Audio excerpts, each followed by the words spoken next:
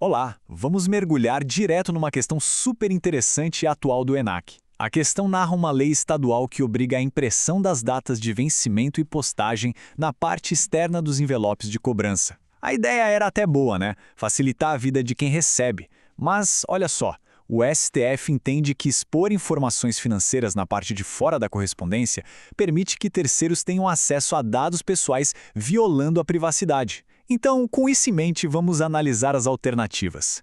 A grande pergunta que a gente precisa responder nessa nossa análise de hoje é: será que essa tal lei do Estado alfa é realmente constitucional? À primeira vista, pode até parecer uma medida bacana, super pró-consumidor, mas a gente sabe que no direito constitucional as coisas vão bem mais fundo. Esse entendimento do STF que acabamos de comentar já acende um alerta vermelho enorme para a gente. Vamos preparar o terreno para destrinchar cada uma das opções da prova. O direito à intimidade. Artigo 5º, inciso 10 da Constituição Federal. Antes da gente pular para as alternativas, precisamos cravar bem a nossa fundação legal, a barreira absoluta contra a qual essa lei estadual bateu de frente. A nossa base é o texto do artigo 5º, inciso 10 da Constituição. O Constituinte foi super categórico, veja só, são invioláveis a intimidade, a vida privada, a honra e a imagem das pessoas. Essa palavrinha mágica, invioláveis, carrega um peso jurídico gigantesco, não é mesmo? A nossa vida financeira e os nossos boletos são aspectos centrais da nossa vida privada. Ninguém quer que o porteiro do prédio ou a vizinhança saibam que a conta do cartão está vencendo amanhã. Expor dados de cobrança no exterior do envelope é literalmente rasgar essa proteção. É exatamente esse o princípio que vai guiar a nossa resolução a partir de agora.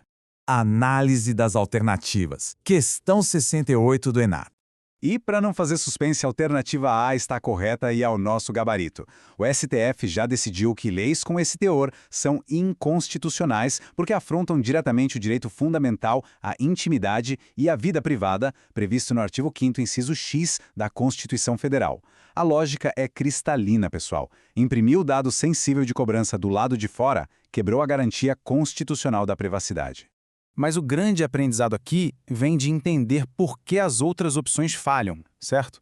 A alternativa B erra ao dizer que a lei é constitucional com base em competência residual. A norma é inválida, pois esbarra na violação de um direito fundamental. Mesmo que um Estado possua competência residual para legislar sobre assuntos não vedados, a gente sabe que isso não é um cheque em branco. Nenhuma competência legitima a violação de um direito fundamental. Agora, a gente entra num contraste super interessante que costuma ser uma armadilha clássica nesse tipo de prova. Quando a gente pensa em leis estaduais mexendo com correspondências, a primeira coisa que vem à cabeça de muita gente é aquela história de usurpação de competência da União para legislar sobre os Correios, o que seria um vício formal. Mas será que esse é realmente o ponto central aqui? É exatamente nessa linha que a alternativa C tenta ir. A alternativa C aponta a inconstitucionalidade por usurpação da competência privativa da União sobre o serviço postal. Incorreta. O vício material principal que invalida a norma é a violação à intimidade, e não a regulação do serviço postal. Por mais que envolva o envio de cartas, o direito humano fala muito mais alto do que uma mera disputa sobre quem regula a atividade de entregar envelopes. Concorda? Bom, isso nos leva ao nosso próximo embate jurídico. E a banca foi muito esperta aqui.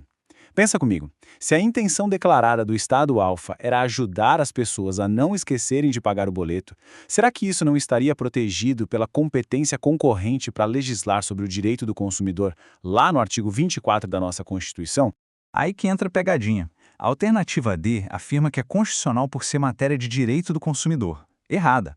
Embora o Estado tenha competência concorrente para legislar sobre consumo, no artigo 24, inciso 8 da CF, ele jamais pode exercer essa competência ditando leis que violem garantias fundamentais individuais. A vontade de proteger o consumidor não pode de jeito nenhum atropelar a vida privada. Os fins não justificam os meios inconstitucionais.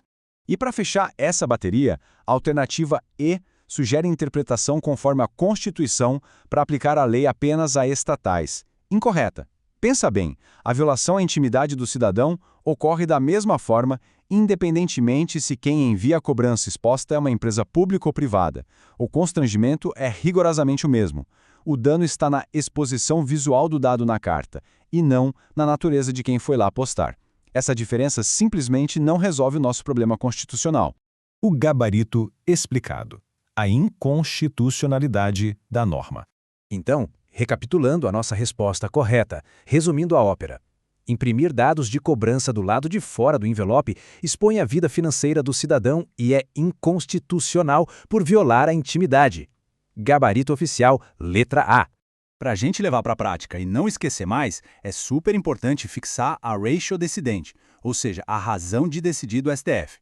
O ponto-chave, o coração da coisa toda, é o risco de terceiros não autorizados acessarem seus dados. Quando uma lei obriga a mostrar que existe uma dívida ali estampada na embalagem, a vida financeira da pessoa fica escancarada. É uma ofensa claríssima ao artigo 5º, inciso 10. As garantias individuais sempre vão funcionar como um limite absoluto ao que o Estado pode ou não legislar. E para a gente fechar essa nossa explicação com chave de ouro, deixo aqui uma provocação para reflexão. Se no mundo físico, imprimir uma simples data de vencimento no envelope já é essa quebra brutal da Constituição, como será que esse mesmo direito à privacidade está sendo tratado agora, na era das cobranças digitais? Nas faturas enviadas por aplicativos de mensagem ou em plataformas online, ainda mais com o olho vivo da LGPD, é um prato cheio para a gente continuar pesquisando, porque o direito constitucional, como a gente sabe, não para no tempo. Bons estudos e até a próxima!